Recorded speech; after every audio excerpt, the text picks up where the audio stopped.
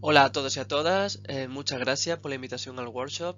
Soy Sergio Aranda, investigador predoctoral de la Universidad de Granada en España y os voy a hablar sobre el uso de la técnica Eddy-Covariance como herramienta para cuantificar la evapotranspiración. La evapotranspiración engloba la evaporación del agua que hay en el suelo y la superficie mojada, la evaporación del agua interceptada por el dosel arbóreo y la transpiración producida por las plantas, siendo este último el proceso dominante a escala global, aunque oscila entre un 50 y un 70% dependiendo del ecosistema donde nos encontremos.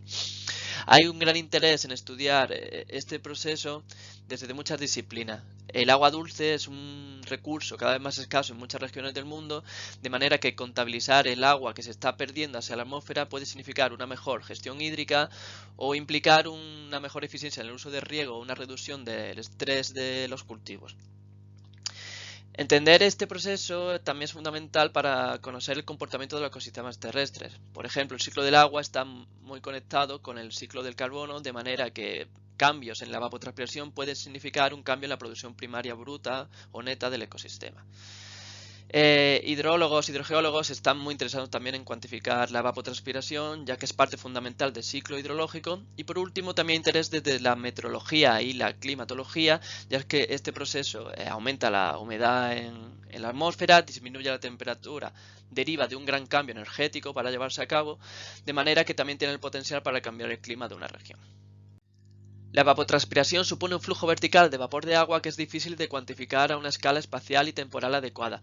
Es por ello que se suele recurrir a la modelización para su estimación. Existen diversos modelos basados en ecuaciones semiempíricas, siendo el modelo de Penman-Monti considerado el modelo estándar y el más avalado. Este modelo utiliza información meteorológica y fisiológica para estimar la evapotranspiración y por tanto precisa de medidas ambientales, las cuales normalmente están tomadas puntualmente en el espacio y no consideran la heterogeneidad natural de los ecosistemas naturales, y que por otro lado también requieren de ciertos parámetros, los cuales normalmente solo están calculados para cultivos y no para vegetaciones naturales. Por otro lado, existen diversos modelos hidrológicos que calculan la evapotranspiración utilizando como input datos satélite. Por un lado tenemos los modelos que calculan la evapotranspiración como un residuo del balance de energía en superficie, y por otro lado los basados en las ecuaciones semiempíricas de las que hemos hablado antes. De tal manera que se está produciendo una excesiva modelización, en ocasiones con cierto tipo de asunciones, y que por tanto cuando se aplican estos métodos se requiere de validaciones con otras medidas. Existen varios métodos para cuantificar la evapotranspiración directamente, y cada uno de ellos nos va a determinar una componente de la evapotranspiración y cada uno va a tener una escala espacial y temporal diferente. Una manera de realizar estas medidas es mediante perfiles de contenido de agua en el suelo. Aplicando el balance de agua podemos conocer en un punto concreto la evapotranspiración que se produce. Otro método es el uso de cámaras estáticas, que aunque nos amplifican un poco la escala espacial, no podemos hacer tampoco cámaras gigantes, y también otro hándicap de esta técnica es que está limitada su medición al momento en el que el usuario o el científico va a medir. Otra manera de cuantificar la evapotranspiración es mediante el uso de lisímetros, que le ocurre un poco como al caso anterior, que está limitada su cuantificación a cuán grande sea el lisímetro. Y otro problema es que no funcionan muy bien superficies forestales con árboles altos y raíces profundas. También tenemos la posibilidad de medir la evapotranspiración mediante sensores de flujo de savia, que aunque nos permiten medir de manera continua, tenemos el mismo problema que con todas las técnicas anteriores, y es que solo vamos a medir en un punto fijo y no vamos a considerar la heterogeneidad a la que están sometidas los ecosistemas naturales, de forma que vamos a tener una dificultad muy grande a la hora de integrar estas medidas a escala de ecosistema. Existen otros métodos que amplifican la resolución espacial a la hora de medir la evapotranspiración. El método de la razón de Bowen es uno de ellos y consiste en aplicar el balance de energía en superficie, de manera que el flujo de calor latente asociado con la evapotranspiración se puede conocer si medimos la radiación neta que entra al ecosistema el flujo de calor al suelo y el flujo de calor sensible. Otro método es aplicar el balance hídrico a escala de cuenca, de modo que si conocemos los inputs y los outputs a esta escala, podremos conocer la evapotranspiración. Aunque estos métodos nos miden las tres componentes de la evapotranspiración y a una escala espacial muy grande, no tenemos que olvidar que en el fondo no son medidas directas, sino que se tratan de residuos o reductos de balances. Por fortuna, hay una técnica llamada eddy covariance que nos permite conocer las tres componentes de la evapotranspiración a una escala espacial suficientemente grande como para concluir a escala de ecosistema y que nos permite medir de manera continua prácticamente.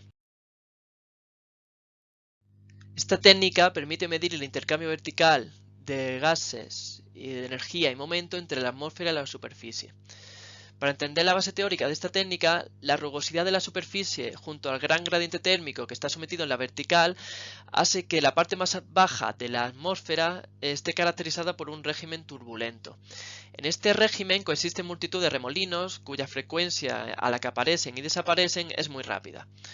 De tal manera que aunque domine un viento promedio en la horizontal, este viento va a estar cargado de fluctuaciones en la vertical, no solo del viento sí, sino también de fluctuaciones en la temperatura o fluctuaciones en la concentración del gas que nos interese.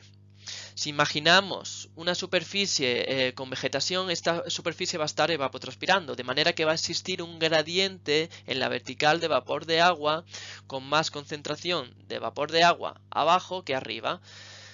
De modo que remolino que venga de abajo vendrá cargado de más vapor de agua y remolino que venga de arriba tendrá menos vapor de agua.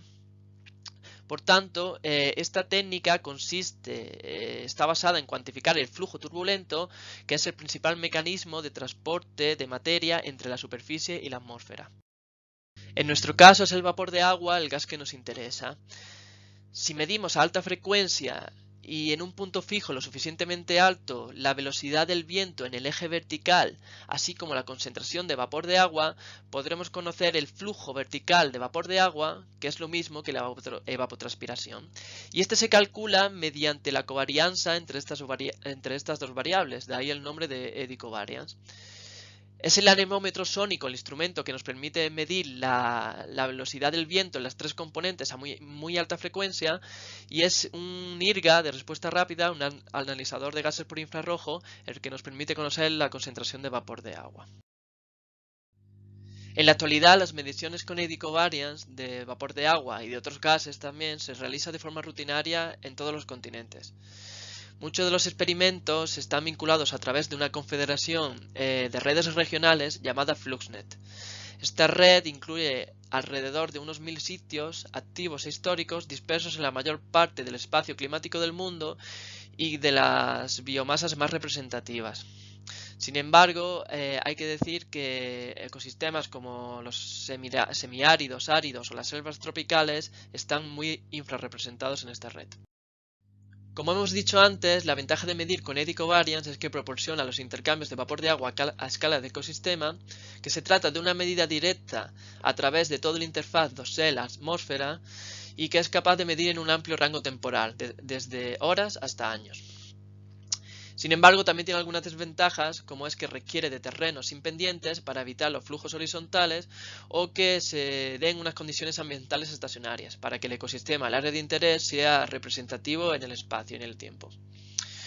Un hándicap de esta técnica es que se produce una ausencia de datos por la noche y es muy frecuente, ya que durante este momento no hay apenas turbulencia.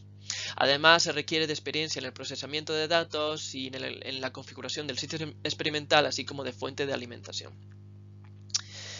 En el caso de que no se cumplan los requerimientos, esto puede conllevar errores sistemáticos que se magnifican cuando se integran en el tiempo para hacer balances, por ejemplo, anuales. Por fortuna, esta técnica tiene un método de autovalidación basado en el mencionado antes balance de energía, de manera que el flujo de calor sensible y el flujo de calor latente se pueden conocer mediante la técnica eddy covariance y si disponemos de medidas ambientales del resto de medidas del balance, como es la radiación neta o flujo de calor al suelo, se puede ver si se cumple la primera ley de la termodinámica, Lo frecuente en la técnica de covariance es que se subestima los flujos turbulentos. Y por fortuna hay métodos para corregir estas subestimaciones.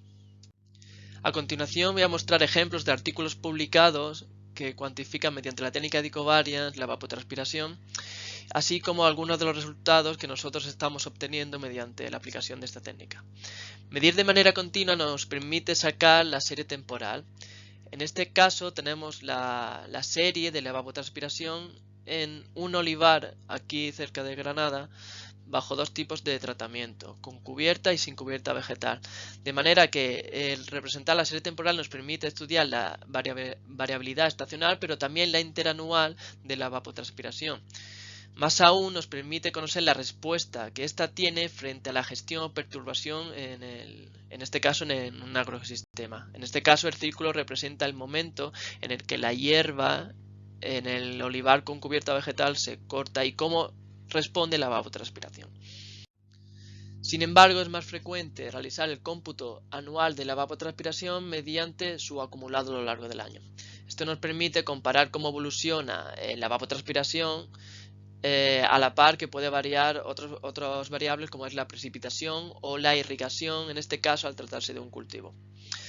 No es la única forma. Medir de manera continua nos permite realizar acumulados en otras escalas, como es en este caso el de un carrizal que lo realiza a escala mensual.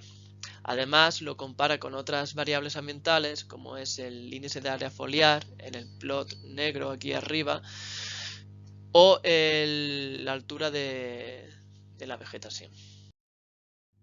En ocasiones tiene más sentido estudiar cómo varía la evapotranspiración en función del estado fenológico de la vegetación que allí se encuentre. Fue nuestro caso en la laguna del Padul, aquí en Granada, en España, en el que cuantificamos cómo variaba la evapotranspiración en función de si la vegetación se encontraba senescente, en crecimiento o en transición entre estos dos estados. Además, el hecho de estar midiendo allí con eddy covariance, que es mide a escala de media hora, nos permite también estudiar y cuantificar la variabilidad que se tiene durante el día de este flujo. Y lo hicimos además para los 4 periodos que he mencionado antes. Las estaciones de eddy covariance suelen estar acompañadas de multitud de mediciones de otro tipo de variables, como puede ser temperatura, humedad, radiación. Ello nos permite conocer los drivers o impulsores ambientales de la evapotranspiración. Por ejemplo, en el artículo aquí de la izquierda se plotea la evapotranspiración en función de la radiación neta que se recibe o en función del déficit de presión de vapor. También es muy común, aquí en mi caso a la derecha, estudiar la evapotranspiración en función de la temperatura. Esto a su vez nos permite realizar un tipo de modelización en base a procesos para así saber simplemente con mediciones meteorológicas o de variables muy fáciles de cuantificar la evapotranspiración que se produce en ese ecosistema. Por último, otro uso común de la técnica de covariance es la comparativa y la necesaria validación de otras metodologías. Como hablábamos antes, la necesidad de validar datos de teledetección con eddy covariance, la necesidad de saber si los modelos semiempíricos se corresponden a lo que realmente se está midiendo, que a su vez esto nos permite afinar en los parámetros necesarios para ello. Otro tipo de comparación con otros métodos como puede ser la razón de Bowen, balances hídricos, SAFFlow. Por ejemplo, en este último caso es un estudio muy interesante ya que permite ver que la técnica de eddy covariance y la evapotranspiración concluida mediante un balance hídrico son muy parecidas, concuerdan mejor que, por ejemplo, las estimadas mediante sensores de flujo de savia. Para terminar, decir que la técnica eddy covariance está basada en cuantificar a alta frecuencia el flujo turbulento, que es el principal mecanismo de transporte de vapor de agua, que esta técnica permite medir de manera continua y a escala de ecosistema la evapotranspiración producida y que se trata de un método robusto, usado internacionalmente para caracterizar la evapotranspiración de diferentes ecosistemas, así como para la validación de datos de evapotranspiración modelados. Aquí les dejo las referencias usadas en esta presentación y aquí mi correo. Si tienen alguna duda solo tienen que contactar. Muchísimas gracias por la atención.